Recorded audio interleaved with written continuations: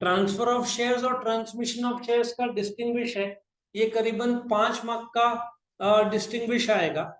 Now transfer of shares क्या है?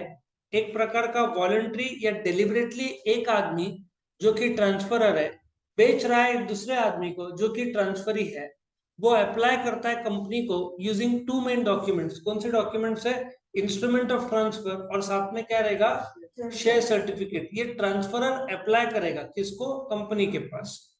Transmission में क्या होता है कि ये एक प्रकार का घटना ऐसे घटता है कि किसी की डेथ हुई है या कोई पागल हो गया है या कोई डूब गया है, तो उसके रिश्तेदार या गार्डियन अप्लाई करते हैं कंपनी को कि इसकी डेथ हो गई है, तो मैं द फैमिली मेंबर हूं उसका, एज अ प्रूफ ये लेटर ऑफ प्रोबेट है और इसकी डेथ हो गई तो डेथ सर्टिफिकेट है। देन वंस ये मिल जाता है तो company can proceed with the transmission of shares. अच्छा, ट्रांसफर ऑफ शेयर्स में जो ट्रांसफर और ट्रांसफरी है, यहाँ पे लीगल रिप्रेजेंटेटिव है।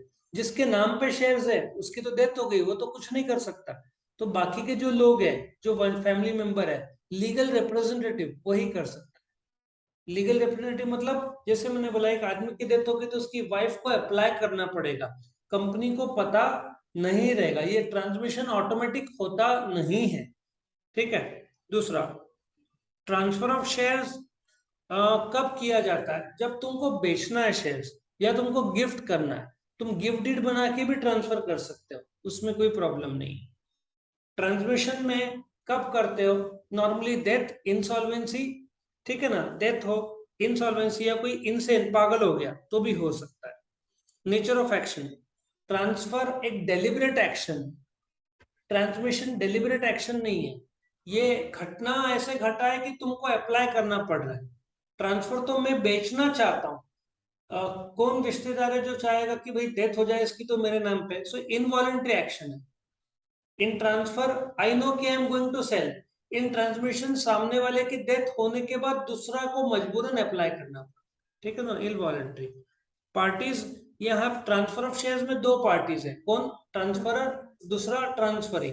इन transmission there is only one party, कौन है वो? Legal representative of the person who has died. Normally legal heir होगा, HEIR बोलते हैं।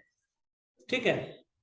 ट्रांसफर ऑफ शेयर्स में इंस्ट्रूमेंट ऑफ ट्रांसफर लगता है एक बाकायदा, उसमें ट्रांसफरर साइन करेगा, ट्रांसफरी साइन करेगा, एक स्टैम्प ड्यूटी होगा, शेयर सर्टिफिकेट साथ में जोड़ा जाएगा, एक प्रोसीजर है। ट्रांसमिशन में कोई इंस्ट्रूमेंट ऑफ ट्रांसफर की जरूरत नहीं। ट्रांसफर ऑफ शेयर्स में इनिशिएट कौन करता है? जिसको बेचने की इच्छा है वो शुरू करता है कि मैं ट्रांसफरर हूं, तो मैं ढूंढ रहा हूं, ट्रांसफरी मिल गया तो मैं स्टार्ट में कर रहा हूं। इन ट्रांसमिशन जिसकी डेथ हो गई है वो तो इनिशिएट नहीं कर सकता, तो जो उसका लीगल रिप्रेजेंटेटिव है वो इनिशिएट करता है ट्रांसमिशन के लिए। कंसिडरेशन, ट्रांसफर ऑफ शेयर्स में बाकायदा सौदा है, बाकायदा कीमत है जो ट्रांसफरर ट्रांसफरी से लेगा।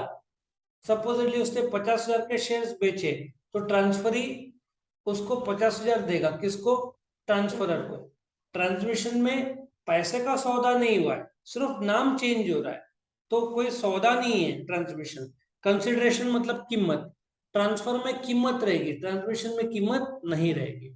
लायबिलिटी, अब जैसे शेयर्स मैंने ट्रांसफर कर दिए, कंपनी ने नाम मेरा काट दिया, उसका नाम जोड़ दिया, शेयर सर्टिफिकेट मेरा डिस्ट्रॉय कर दिया, उसको नया शेयर सर्टिफिकेट दिया, तो मेरा लायबिलिटी खत्म होती।